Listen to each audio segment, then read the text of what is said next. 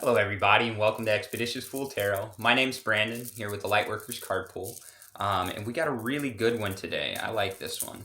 I'm using the Crow deck, the Crow Tarot, and we've got the Queen of Cups. Now there's some symbolism on this specific card that I want to show you that's a little bit different from, a standard Queen of Cups, which I really like. It adds a lot of value, especially it allowed the message to speak so clearly for the Lightworkers out there. So the Queen of Cups, yes, she's about compassion, emotions, emotionality, things of this nature. That's true. But with this particular one, the feathers, I don't know if you can see that, I'm trying to get it in focus, right? The feathers that are sitting in that cup, they represent her inner thoughts, right? So the things that go on, the constant rattle in your head, the voice that you hear, that body mind talking to you all the time, that most people connect with and identify with as themselves, right? But when we start the path of light work or any growth or development, whether we know it's light work or not, any work that we start on ourselves, especially here in the West, the Western perspective is we start the work because we're broken, right? It's not necessarily true. In this case, what she does is, yes, she has thoughts. She has those inner thoughts, and, if she wants to work on them, then they're probably not good thoughts, right? That's the reason why people want to stop the mind all the time, because their mind isn't thinking good thoughts. So instead of stopping the mind, which is impossible, even through meditation and everything, I know a lot of people say, don't think, etc. Anybody who was with the live meditation challenge this morning, we talked about that. If not, you can see the live replayed. I believe she's got it posted at Sanctuary Healing Space. But we talk about that in the fact that, you can't ever stop those thoughts. They will keep going.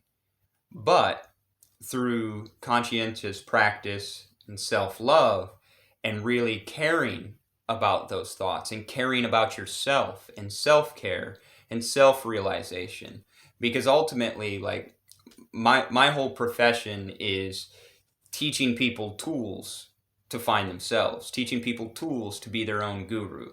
That's what I do now. I went from the business world to a spiritual world, because the business world didn't make me happy. I was always, I guess, too woo-woo for the office space, right? Too much passion involved. So I decided to go into business myself, and that's what I do. But ultimately, it's the self-care that heals you. And that's why I was talking about what I do. It's because it's the self-care, the tools that you can use to get self-care, to heal yourself. We are our own gurus, meaning, basically light worker, somebody who shines the light. We have to do that for ourselves.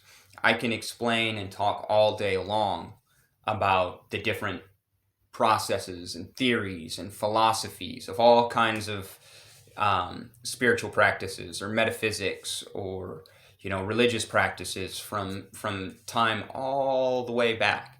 But until you have experiential knowledge of that, it will never make it past here. Sometimes you'll dismiss it, or sometimes, you can do what's kind of dangerous in the other way, whereas you think you know it. And you're like, oh no, I already understand that. I learned about that. I read a book. But have you practiced? That's what self-care is really about. Yeah, you might have those negative thoughts, but hold those thoughts and look at them with compassion, no matter what they are. And go, oh, okay, that's what's happening. Observe. That cup is sitting here. She's over here. You are not your thoughts. That's what this is a reminder of. On top of that, way up top here, you can see a lotus. Now, the reason why the lotus has been used in symbolism, in Eastern culture for a long time, is because the lotus grows out of like the mud and the muck, real dirty, nasty looking stuff, right? But then it grows and it pushes all the way up through the water, and it makes such a beautiful, beautiful flower. And that is the growth process. That's the self-realization process, to finally decide and admit to yourself, I am important enough to do the work. I'm tired of being unhappy. I'm tired of being anxious, whatever it might be for you, and actually doing the work. You can go to a doctor, they can give you a pill. That's not going to work long term. It's actually going to destroy your body system on a long enough timeline of usage.